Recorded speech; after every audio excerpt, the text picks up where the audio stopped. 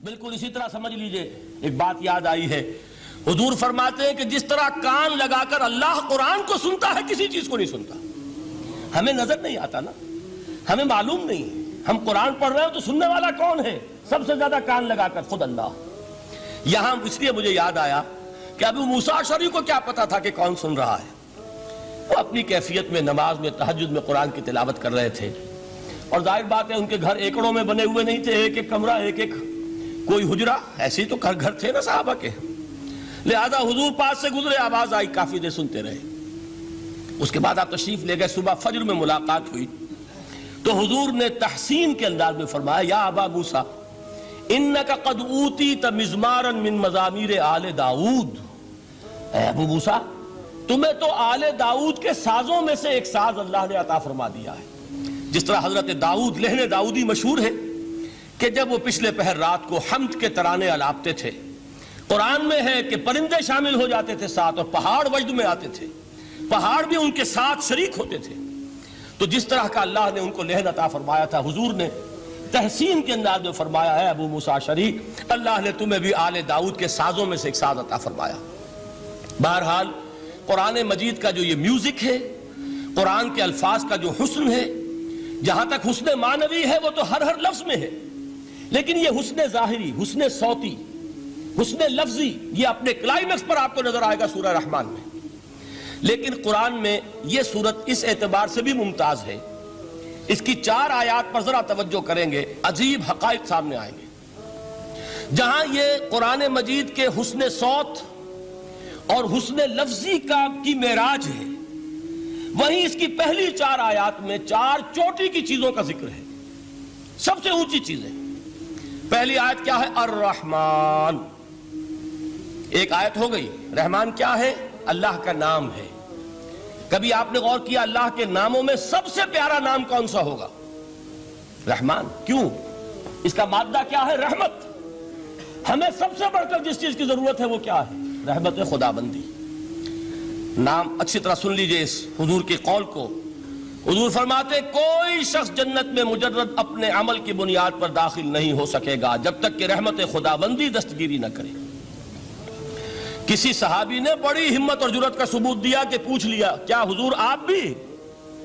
جب آپ نے فرمایا کوئی شخص داخل نہیں ہو سکتا جنت میں محض اپنے عمل کی بنیاد پر جب تک کہ رحمت خداوندی جو ہے وہ دستگیری نہ فرمائے۔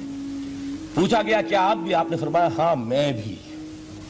آپ اندازہ کیجئے کہ اگر محمد الرسول اللہ بھی رحمت خداوندی کے ضرورت مند ہوں تو تاب دیگراں چہ رسد، ہماری تو سب سے بڑی ضرورت رحمت خداوندی ہے۔ اب یہ رحمت جو ہے قرآن مجید میں اللہ تعالیٰ کی یہ شان 2 الفاظ کے ذریعے سے آتی ہے، رحیم اور رحمان۔ اور کوئی مادہ نہیں ہے جس سے 2 نام بنتے ہوں اللہ کے، لیکن یہ مادہ ہے واحد رحمت کا کہ جس سے رحمان بھی ہے رحیم بھی ہے۔ رحیم صفت مشبہ ہے، رحمت دائم ہو جائے گی، مستقل ہوگی تو رحیم کہیں گے، اور رحمان اس میں رحمت کی ہے وہ شان ہے کہ جیسے ٹھاٹھے مارتا ہوا سمندر ہو، ہیجان کی کیفیت، طوفانی کیفیت، رحمت خداوندی کا طوفانی جوش، وہ ہے رحمان۔ آپ تو رہتے اس علاقے میں ہیں، آپ کو معلوم ہے عرب اگر بھوکا مرا جا رہا ہو تو کیا کہے گا؟ انا جوعان۔ پیاسا مرا جا رہا ہو انا عطشان۔ بہت غضبناک ہوگا غضبان، غضبان آصفہ قرآن میں آیا ہے، بہت غضبناک۔ رحمان جس کی رحمت جو ہے جوش میں ہے، ٹھاٹھے مارتے ہوئے سمندر کے مانند۔ تو یہ اللہ تعالیٰ کے ناموں میں سب سے پیارا نام۔ اب آگے چلیے، الرحمن علم القرآن، رحمان نے قرآن سکھایا۔ رحمت خداوندی کا سب سے بڑا مظہر، رحمان کی رحمانیت کا سب سے بڑا مظہر قرآن ہے۔ ان میں جو منطقی ربط ہے اس کو سمجھتے جائیے۔ اچھا آپ یہ سوچئے، جو علم بھی انسان کو حاصل ہوا وہ کس نے دیا؟ اللہ نے۔ سائنس کا علم کس نے دیا؟ اللہ نے۔ علم آدم الاسماء کلہا، وہ علم الاسماء جو حضرت آدم کو دے دیا گیا تھا ازل میں، یہ اسی کا ظہور ہے، یہ اسی کی ایکسفولیشن ہے جو ہو رہی ہے اور ہوتی رہے گی ابھی۔ اور دوسرے علم ہے وہ کس نے دی؟ اللہ نے دی۔ لا یحیطون بشیء من علمہ الا بما شاء، مخلوق میں سے کوئی اللہ کے علم میں سے کسی شے کا احاطہ نہیں کر سکتا مگر وہ جتنا اللہ دینا چاہے۔ لیکن یہ کہ تمام علوم میں چوٹی کا علم قرآن. نوٹ کرتے جائیے، اب چوٹی کی چیزیں جمع کیجئے. اللہ کے ناموں میں چوٹی کا نام رحمان. اللہ نے جو کچھ انسان کو سکھایا اس میں چوٹی کا علم قرآن. خلق الانسان، انسان کو پیدا فرمایا. سوال یہ کہ حیوانات کو کس نے پیدا فرمایا؟ آسمان کس نے پیدا کیے؟ زمین کس نے پیدا کی؟ فرشتے کس نے پیدا کیے؟ کیا مطلب خلق الانسان؟ اس کی تمام مخلوقات میں اس کا کلائمیکس، اس کی تخلیق کی معراج، اس کے تخلیق کا نقطہ عروج انسان ہے. یہ ہے کہ جو مسجود ملائک بنا ہے. وَلَقَدْ كَرَّمْنَا بَنِي آدَمَ وَحَمَلْنَاهُمْ فِي الْبَرِّ وَالْبَحْرِ وَرَزَقْنَاهُمْ مِنَ الطَّيِّبَاتِ وَفَضَّلْنَاهُمْ عَلَى كَثِيرٍ مِّمَّنْ خَلَقْنَا تَفْضِيلًا. تو تخلیق میں سب سے اونچی تخلیق انسان کی، علموں میں سب سے اونچا علم قرآن کا، اللہ کے ناموں میں سب سے اونچا نام رحمان. اب آئیے چوتھی چیز، علمہ البیان، انسان کو بیان کی صلاحیت عطا فرمائی.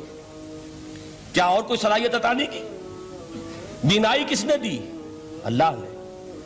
اسی طریقے سے سماعت کس نے عطا فرمائی؟ اللہ نے. کتنی فیکلٹیز ہیں، کتنے ایکسٹرنل آرگنز ہیں سینس کے، کتنے انٹرنل سینسز ہیں جو اللہ نے دیے ہیں. لیکن یہاں بھی سمجھ لیجئے جتنی فیکلٹیز ہیں ہیومن فیکلٹیز، ان میں ٹاپ کی فیکلٹی جو ہے وہ اسپیچ ہے، کلام ہے، بیان ہے.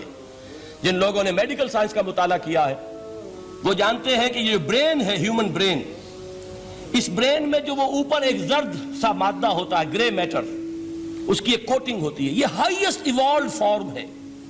اور اس میں سب سے بڑا رقبہ جو ہے وہ اسپیچ سینٹر کہلاتا ہے. اسی لیے انسان کو حیوان ناطق کہتے ہیں.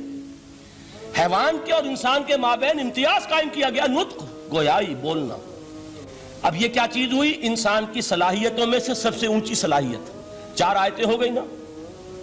اللہ کے ناموں میں سب سے چوٹی کا نام رحمان. اس نے جو علوم پیدا کیے ان میں چوٹی کا علم قرآن.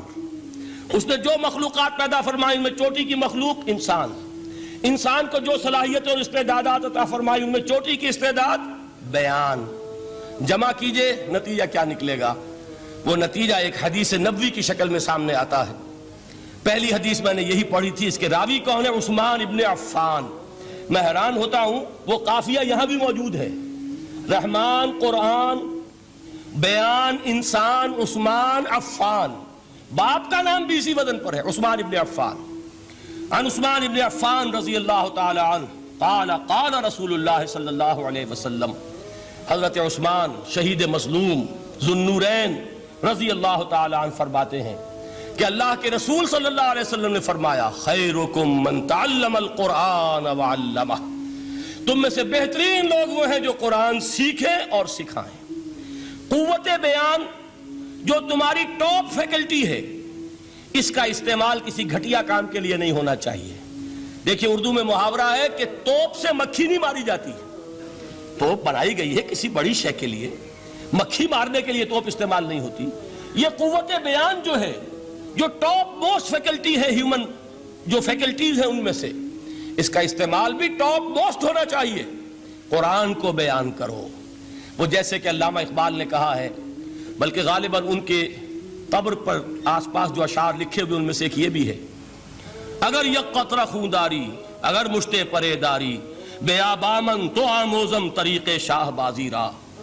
اگر تمہارے اندر ایک قطرہ بھی خون کا ہے اور مٹھی بھر بھی پر اگر اللہ نے دیے ہیں تو میرے پاس آؤ کہ میں تمہیں شاہبازی کے طریقے سکھاؤں.